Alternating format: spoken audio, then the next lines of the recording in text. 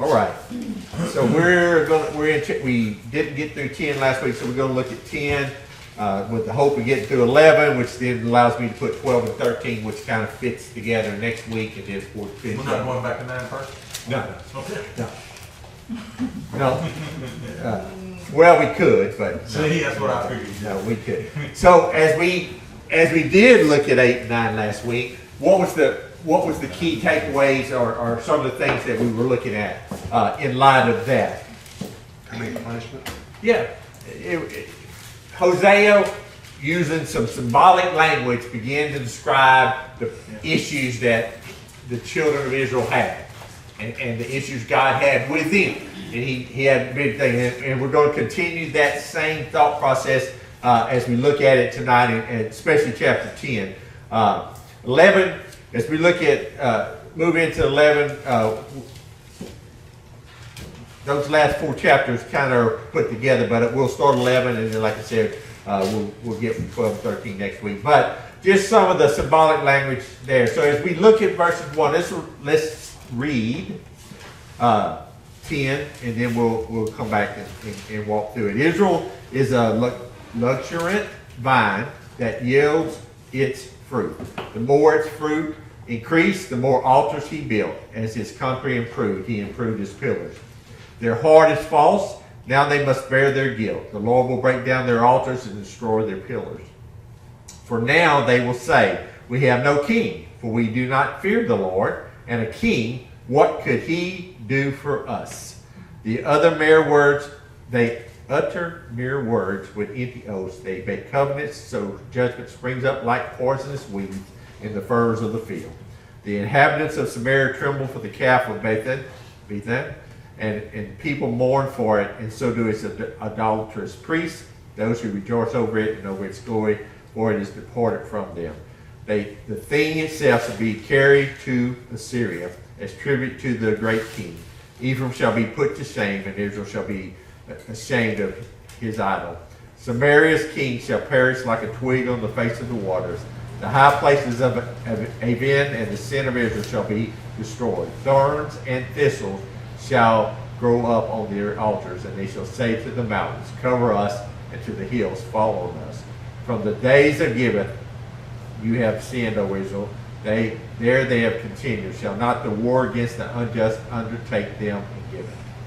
When I please, I will discipline them, and nations will be gathered against them when they are bound up for their double iniquity.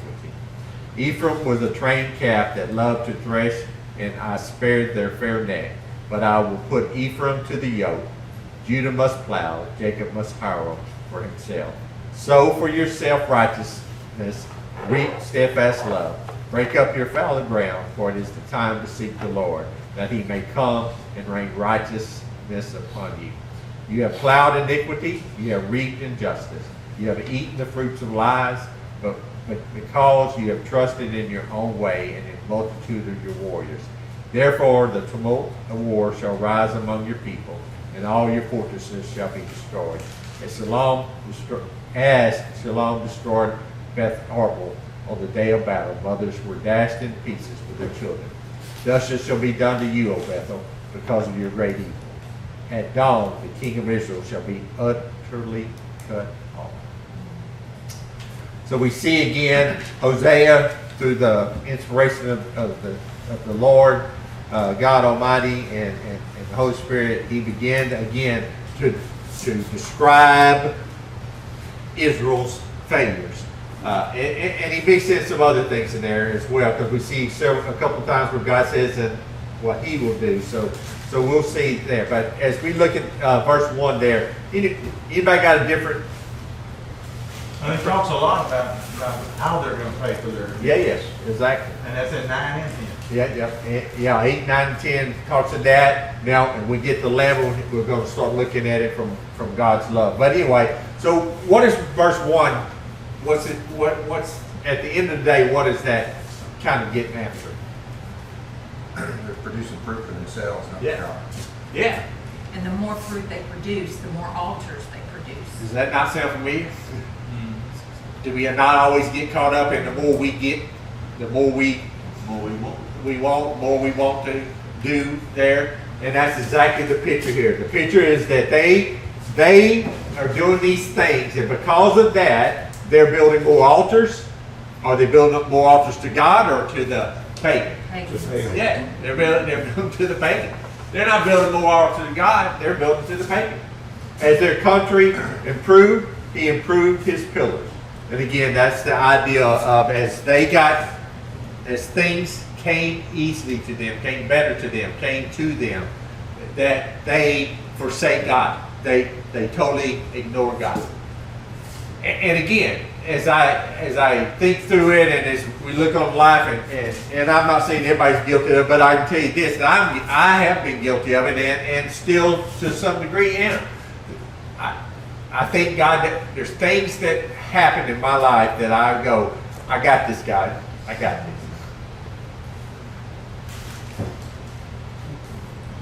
With no rationale to say that, other than my ego and my thought process that sometimes for me anyway, not intentionally but unintentionally, I get to a point that I think, God, I don't need to bother you with this. I got this. You do the bigger stuff. Let me worry about the little stuff. Well, and that's what children of Israel are doing to him. Not no more. They're saying to God, I don't need you. I got it. I don't need you, God. And they go on, and Hosea goes on in verse 2 and says what? But could they also have been deceived because things were going good? Oh. They were being blessed by Yes, God? yes, no doubt, yes. Versus them thinking, I don't need God. Yeah. They're thinking, God's blessing us, so Who? No. They're not seeing it. But because yes, in their prosperity, No. they're being blessed. Which that's a great point. could be a fallacy. No, that's a great point. It is a fallacy because God didn't say but for the Jewish people, that's a great point because that's for the Jewish people that was their take on God liking them. Is if they were being blessed and they were doing well, then God likes them. That they're doing something right. But Hosea is clear to them. You ain't doing anything right because the altars, even the altars you're building, ain't to God. They're to somebody else. But great point, Nelson. That is a true statement. Yes, that they had got what's the word? Yeah, they had got bamboozled themselves. To think, hey, God's blessing me, so that's why we must be doing the right thing. But then in verse 2, Hosea goes on to tell them what? Hardest cost. Hearts and deeds. That's all mine. Yeah. It's faithless. Faithless. Their altars and pillars will be destroyed. Yep. So that idea of the heart, mine says the heart is false. Faithless. Somebody else? Mine's devious or divided. Devious, divided. So the idea there being what? Hosea It's is not remind. right. It's not Yeah. the truth. It's not true. It goes back to what you led. Yeah. Serving the flesh, not God. Right. And it goes back to what you're saying. Your idea that I'm blessing you is wrong. Because why? Because your heart isn't in it. There's nothing good about your heart. Nothing. Again, we go back to what we said over the last few weeks, and that is what? And the fact that for the Jewish person, and not just the Jewish person, but for this time and period, for the Jewish person, if they were doing what was their takeaway? If they were going to the temple, if they were sacrificing, if they were praying Keeping God's will. every day, if they were being obedient to the law, if they were doing those check marks, they were what? No matter, it didn't matter for them that, oh, by the way, I roll over here into this temple over here and I have sexual relationships with many women and I offer up sacrifices over there. Which is crazy since they know the law, but yet they were willing to do those type of things. And so their heart was false. They were faithless. They were without any obedience to God because they missed the mark by there. So as we look at number 3, verse 3, for now they will say, we have no king. We do not fear the Lord. And a king, what could he do? Do we remember what happened with Samuel? Why did Saul become anointed? So you thought they needed a king? Because the people thought, what? They needed a king. So now, hundreds of years later, we got the nation of Israel saying to God, or reflecting back to Hosea, saying what? I don't need a king. In fact, I don't need a king, and I don't need God. And that's what that's saying. Not only do I don't think I need a king, because he can't do nothing for me, I'm telling you I don't need God. That's what they're saying. That's their mentality, or that's their experience there. Because as they say, because he says, for we do not fear the Lord. We have no king, we fear the Lord. There. And their kings were bad too. Exactly. They were just mean. Yeah. Yeah. I mean, even the Couldn't even rule. even the good ones, the ones God anointed and were. I mean, David had some issues. Solomon had some issues. In fact, Solomon married one of the princesses out of Egypt, sent people to Egypt, and then they got, one more time, they got wrapped up into the nation of Egypt being up under there. So we see that Hosea, and for the children of Israel, with this, for us it kind of sounds a little weird or out of sort. But for the children of Israel, as Hosea begins to remind them these things, we're going to see a bunch of them down through here. For them, what would that be for them? It'd be something that would pop out, because why? Over their lifespan, they were taught these things as children about these kings, about what happened with Jacob, what happened in Abraham, what happened, with the variety of things. So they would have been well versed in this. They've been well versed in the reason that Saul was anointed by God to be king. They would have been versed in it. They would have been versed in why he got kicked out and why David was selected.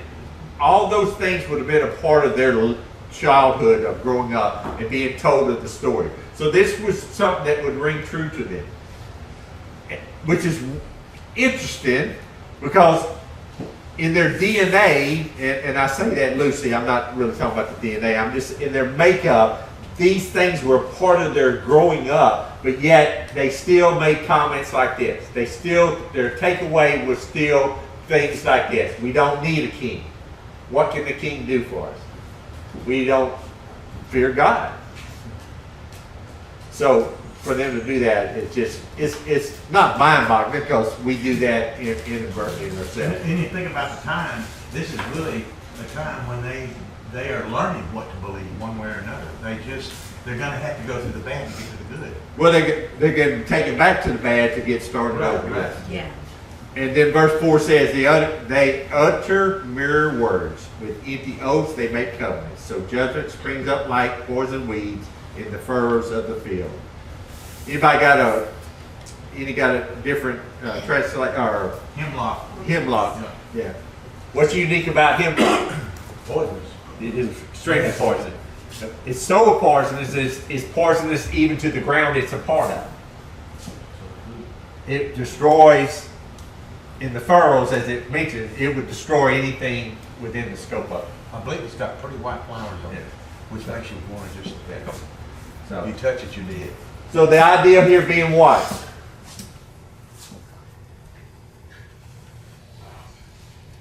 They're playing with fire. Yep. Yep. Exactly. There. And then he goes on in verse 5, the inhabitants of Samaria tremble for the calf of Bethlehem. Its people mourn for it, and so do its adulterous priests. Those who rejoiced over it and over its glory, for it has departed from them. So what is Hosea in verse 5, as we know it, describing there? The golden calf. The golden calf. And because of that golden calf and all that's involved in that, what's happening to the children of Israel at the end of the day in verse 5? What's happening in God's glory? It's important. Yeah. You've done these things. I've worked with you. The idea here, Jose is saying, you've done all this stuff that is wrong in God's eyes, and you've gotten to the point of the calf, and all these things. And it's not just the calf, but the idea here is that they have pushed God to the limit, and His glory is departed. He didn't like that golden calf. Nope. Did not. And then he went and made another one. But Well, they made them out of, it wasn't just the golden calf, but yeah, that's one of them, but they were, these, in this case, they weren't even making golden calves, they just making calves. Really? Wood calf. That was the whole, what, a week ago or a couple weeks, what we talked about. They cut down a tree, and on one half of it they burn, on the other half they make an idol, a calf. Out of the same tree. It was man-made by them. They were burning one part of it and making a thing, and then calling that calf something that they wanted to worship. So they made the calf that they wanted, that they thought was higher than them, that they would worship. Even as a kid, I never understood that. Yeah. You know, studying the stuff, it's like, they made that calf, they Yeah. made this thing. Why is it all of a sudden sacred or? I think I they've just never already been understood. inhabited, that's why they did all those freaky dances and And all then that. he used God's tree to make it. Demon He made the spirit tree and to make a everything. calf out of it. That's all the whole, yep. A symbol of fertility. Yeah, I mean, it had, yeah, for the pagan side of the world, it had things. One of them is fertility. Yeah, lots Yeah. of different gods. Yeah, and it to Marty's point, I guess they assumed, or in their mind said, okay, I make this calf. I'm being told by this temple that, hey, if you make this calf and you set it up, then there'll be inhabitants coming into it, and now you'll have your God that's inhabited in the idol that you made. And then they're assuming or making assumptions that God would do the same thing. I mean, that's the only rationale I can get to. You think Satan would, come, I mean, would that be an opening, anything like that, to open the door for Well, him? it could be. You know what I mean? It could be. For anything to, And the- It definitely, That thing. it would definitely be in the demonic side of the house. I don't know that Satan, That's the word. right yeah, there, yeah. Satan might not necessarily be inhabited, but the demons, that's what they were looking for. They were trying to get something. I mean, that's why when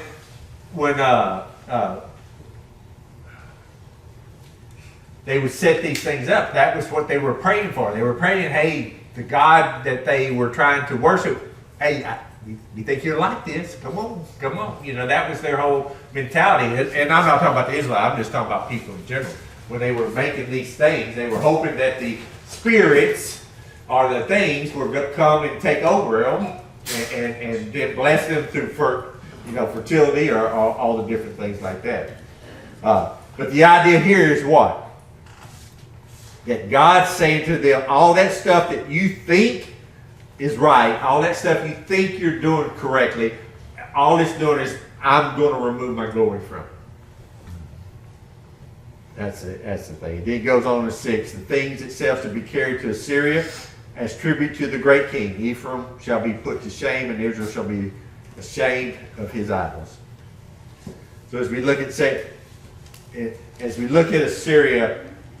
in verse 6, as Jose puts that together, that thought together, what's Assyria represented there? Judgment. Judgment. Those things that they made that they were so proud of are going to get carried away and get the honor of Yep. Assyria. Yeah. And what did we talk about last week? The children, the northern kingdom, Ephraim, was trying to do what with Assyria? Not just Assyria, other nations as Trying to well. make them right. They were trying to become buddies. Not realizing that the one you're trying to become buddies with here in a few short years is about to come and take over you and take you away into captivity. So, but exactly, that whole idea is that Assyria before the northern kingdom becomes the judge. That's God's plan. They're coming to that. And then as we go 7, Samaria's king, and I'm going to read 7, 8, and 9, put it together. Samaria's king shall perish like a twig on the face of the waters. The high places of Avon, the sin of Israel, shall be destroyed. Dorn, thorn and thistle shall grow up on their altars, and they shall say to the mountains, cover us, and to the hills fall on us. From the days of giveth, you have sinned, O Israel. There they have continued, shall not the war against the unjust overtake them in giving. So as we look at 7, 8, 9 there, a couple of things, just there, again, one more of Jose's ability to, within using symbolic language or reminders of language, goes high places of Avon. Does anybody know what that, there, anybody got a note on their deal? Altar. It's altar. Even it's- But how close, where was it located? I think, if I'm not mistaken, maybe Avon wasn't it. But yeah, there was 2 altar places that they set up, one for the north and one for the south. Gilgal, You know, between Jordan and Jericho. and then it goes, verse 8, thorns and thistles shall grow up on their altars. Thorns and thistle, I learned it this week, I'd never done. That Hebrew ideal, that Hebrew word that puts that together is only mentioned twice. Here, in Genesis 3:18. Does anybody can read Genesis 3:18? No, not. Oh, that's what God. It's part of the curse, is that what you're talking about? Yes. Thorns and thistles. Exactly. That's called, It's the curse. 3:18 is the curse. 3:18, God shared with Adam and Eve after he told them in 3:15 that there was one coming who would crush the head, but now you're going to be cursed. And that's what and it's again one more time mentioned here in Hosea. And this is in the Hebrew side of the house, this is the only 2 times that they were put together. And then does anybody remember scripture that talks to the idea of covering us, falling, Yes. hills falling on us? Is that Revelation? Yeah. Revelation. Again, Don't cry for the mountains. to fall on. Fall on. Just again, God's Judgment. ability to put things together that allow us to understand this thing. And from the day of Gibbeth, anybody remember what happened in Gibbeth? Civil War, wasn't it? Well, it was the war where the 11 of the tribes went after one tribe. Oh, didn't they cut that woman up? Yes. They wiped out Benjamin, all but, Yeah, yeah. all but what? Yeah, 400 or there's 600? just a few left, and they had to figure out how to give them wives so they could do it, Yeah. but they did. But this, yes, Marty, yes, it's out of Judges. The What story's they cut out of her Judges. Huh? When they cut her up? Bloody In the book of Judges, this man and his concubine, thank you, went into a city. Some of the young men of the thing were bisexual at a minimal, I guess. The homosexual, anyway, they wanted to have sex with the man. So in order for him to take care of that, he put his concubine outside the house, and they Is that Had the their- same story where the angels come and inhabit the no, house? And No. it's it's just different close story. to the same thing though. Same thought process, Okay. different thing. But anyway, the bluff is that they took liberty with her all night long. She ended up on the doorsteps of the house and the man took her back and he cut her up into 12 pieces, and he took each piece and sent it to each tribe of Israel. And then it caused them to come together, and then the man explained who it was out of the tribe of Benjamin, and then they went to war against Benjamin and they started. But the idea here is what? So Hosea is reminding them what? Again, all this is familiar to them. So when he says this to them there, what's he get? For the days of Gibbeth you have sinned, O Israel.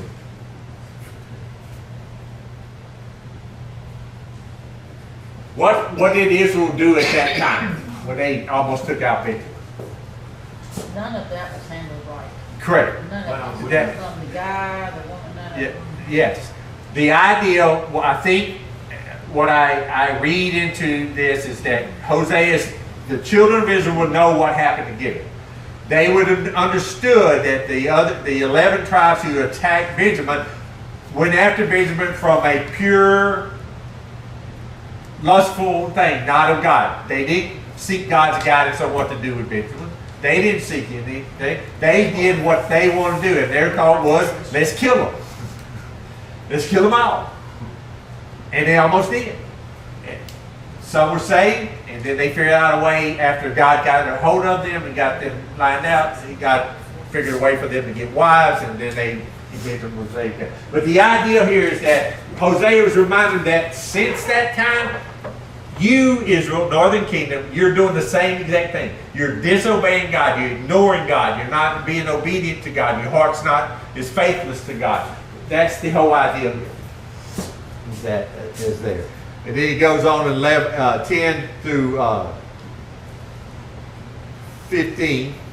He talks about his purpose, what God's just talking through Hosea. There, no one else.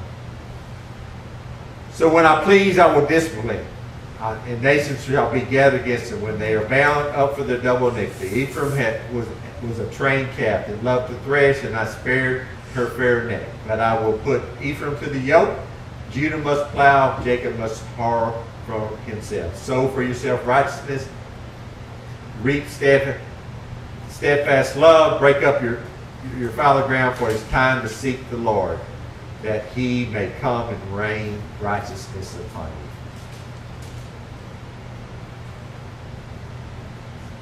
So we see again, and 12 is a key verse there. It's a powerful verse there. What is Hosea saying to them now? What's he saying to the children of Israel? It's an agricultural reference, right? To sow Yeah. righteousness and Yeah. keep steadfast love. Break up your fallow ground, the ground that hasn't been plowed. For it's time to seek the Lord. Come back to the Lord. Right. Mine says you're eating the fruit of life. Verse 12. That's 13. Yeah, 12. Yeah. 12, exactly right. God is giving hope to the children of Israel in verse 12. He's lined out all the things that now going to send them to punishment. He's been telling them what they did, how they're acting. Even in the verses above, he talks to Ephraim being like the trained calf. But in verse 12, God gives them hope through Hosea. Sow for yourself righteousness, reap what? If you sow righteousness, you're going to reap steadfast love, right? If you break up the fallow ground, for it's time to do what? That he may come and rain righteousness on. So this is a promise. If Israel changes their thought process, changes their day, simply put, if they change their ways and they begin to sow righteousness, God will bring his mercy and love to them. If they seek the Lord, he will do what? He will come and rain righteousness upon them. So again, a verse of hope for the children of Israel here. And then verse 13, you have plowed iniquity, you have reaped injustice, you have eaten the fruits of lies because you trusted in your own way and multitude. Therefore the tumult of war shall rise on your people, and shall fortress as Shalom destroyed Betharbel on the day of battle. Mothers were dashed in pieces with their children. Thus it shall be done. So God gives them hope in verse 12, but he finalizes what? In the last three verses, he says to them, it's coming. You've done this stuff. Here's the hope. If you do these things, then there could be a change. But if not, this is what's happening. And he takes it. So that takes us into verse 11, or chapter 11. And again, for 11 through 14 is really Hosea talking to the children of Israel, just talking to the idea of God's amazing love. In all that's happening, God's amazing love is there. In fact, in chapter 11, God's mercy, the Lord's love for the Israel is what mine title, but it really hones in on God's mercy. And what is mercy? When it's all said and done, what is God's mercy? It's God's love. Not giving you what you deserve. Exactly, because He is a God that is love. Because of the love of God, He's offering you an opportunity to not get what you deserve. And is that not what He did with us? He gave us, through His Son Jesus Christ, a love gift that would ensure that our acceptance of Him would guarantee that we would not have to get what we deserve. Because Christ took that on. So let's read it. I got 15 minutes. When Israel was a child, I loved him. And out of Egypt, anybody, does that sound familiar? And out of Egypt, I called my son. Anybody know? So we're going to hear that again in Matthew. Matthew 2. Yes.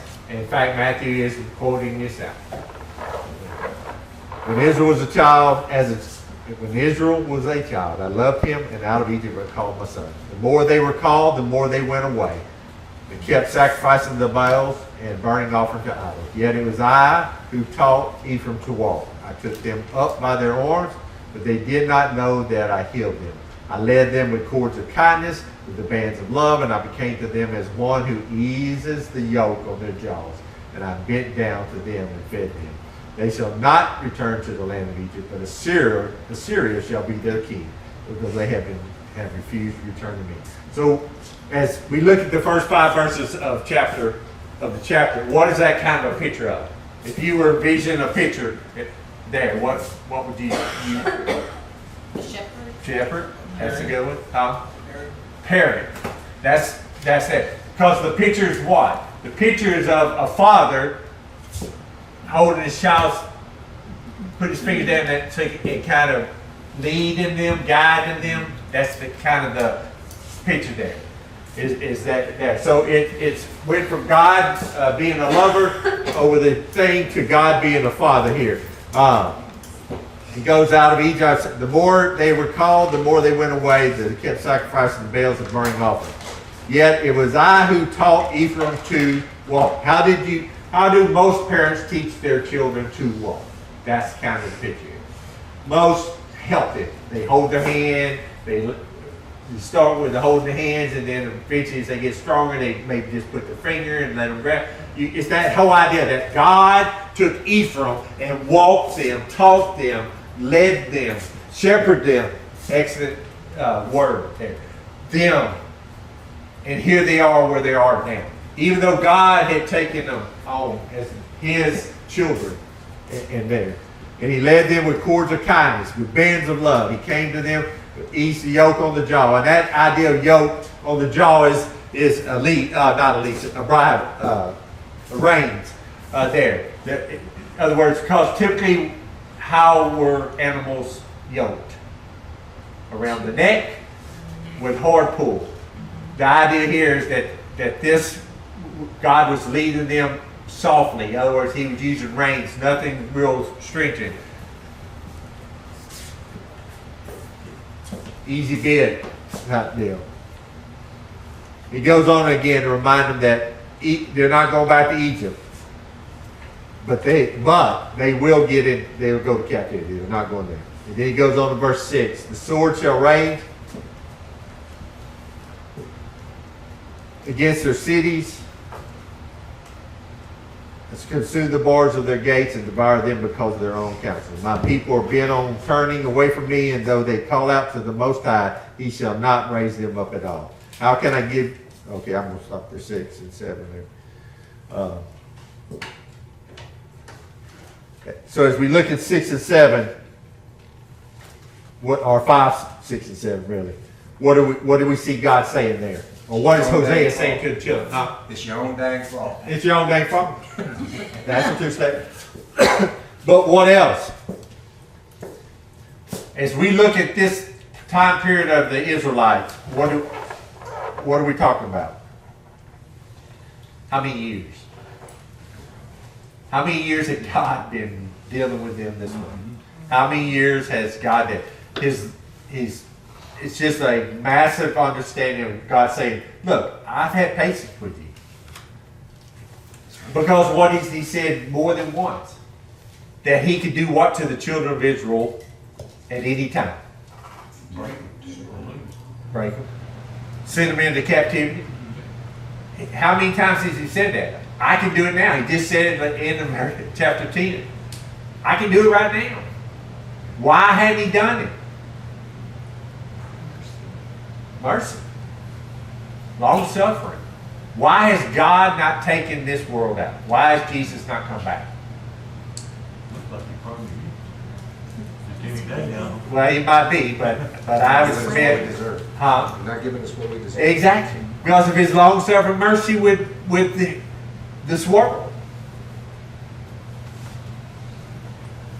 He's not came back because he has a plan for salvation for more people already that are still existing. And until that happens, he's not coming back. Until his love is extended to the fullness out there, he's not coming back. And even though the world it seems to be crazier than there, I would submit to you if we go to 70 AD that the world was just as crazy back then as it is today. The only thing different is we have Facebook and Instagram. And they did. They had to travel a long way for something to move. Anyway, so as we look at that, then we go on and look at 8 and 9. How can I give you up, O Ephraim? How can I hand you over, O Israel? How can I make you like a Adamah? How can I treat you like Zebulun? That's the two I was looking for. I was wrong up there. This is what I was looking at. These two cities were in existence and in the same category as Sodom and Gomorrah. They were in the same plains. They were in the same area. So these, and so what is God saying here?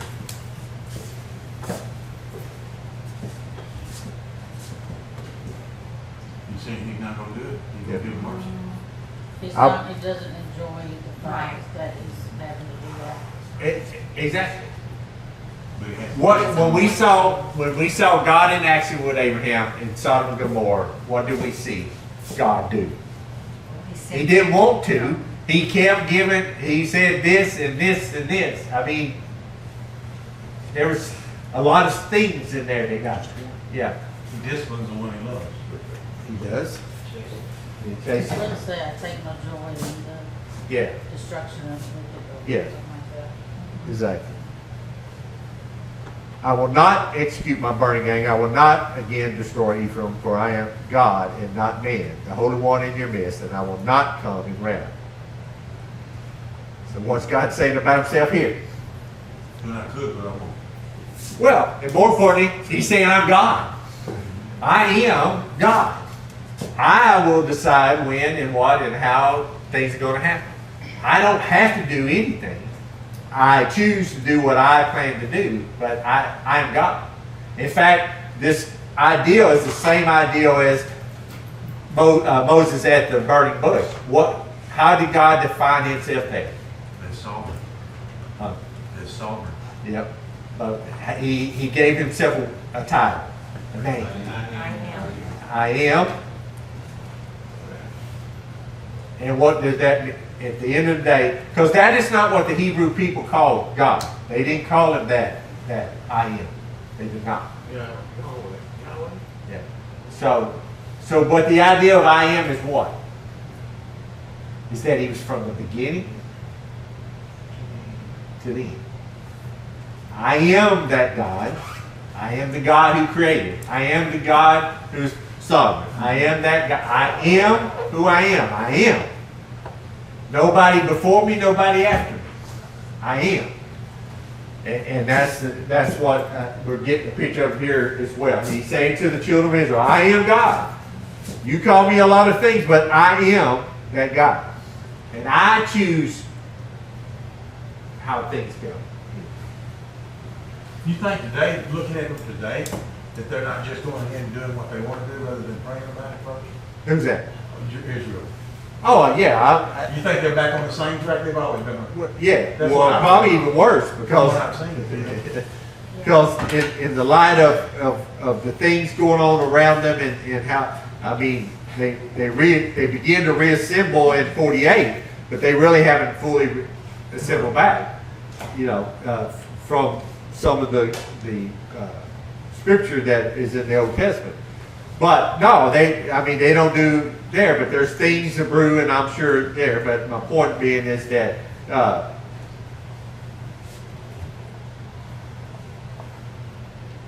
most Jewish people are Jewish by birth. Period.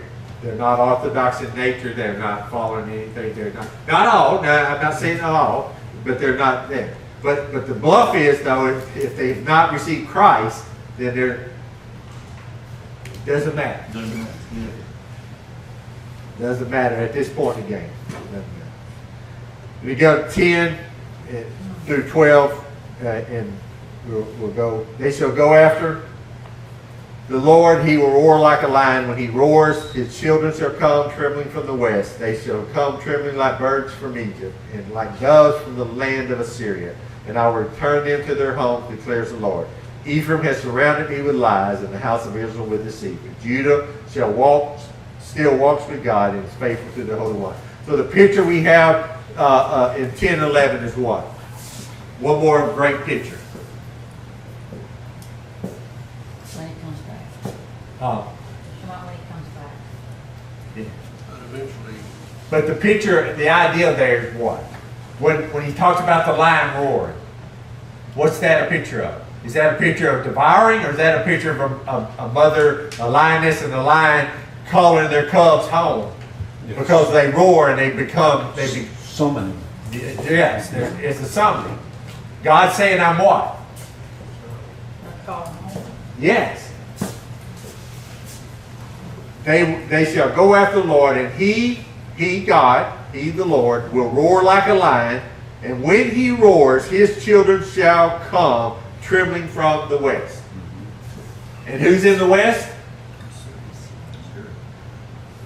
No.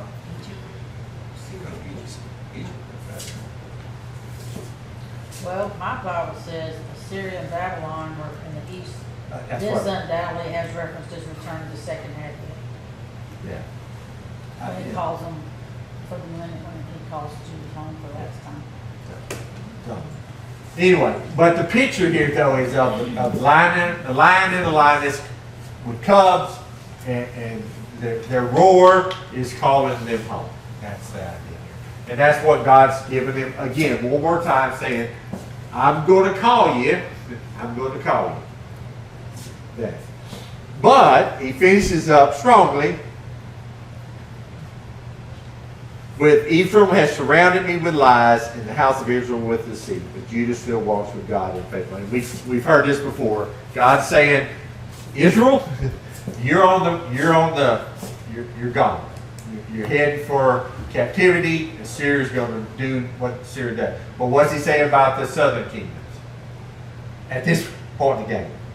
Because we know about 200-something years later, things are going to change.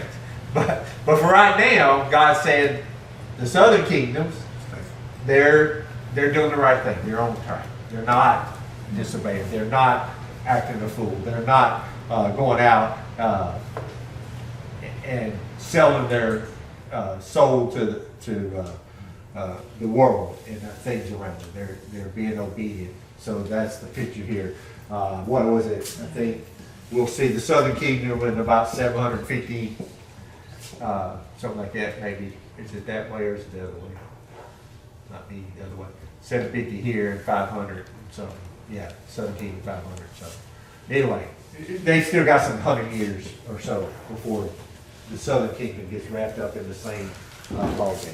Which takes us to next week. Next week we'll look at 12 and 13 together. They match up under God's discipline in love. And then we'll finish up on the last chapter, 14, with God's promise of restoration. And that's why I wanted to do it myself. It's a great chapter on God's love and action, restoring children.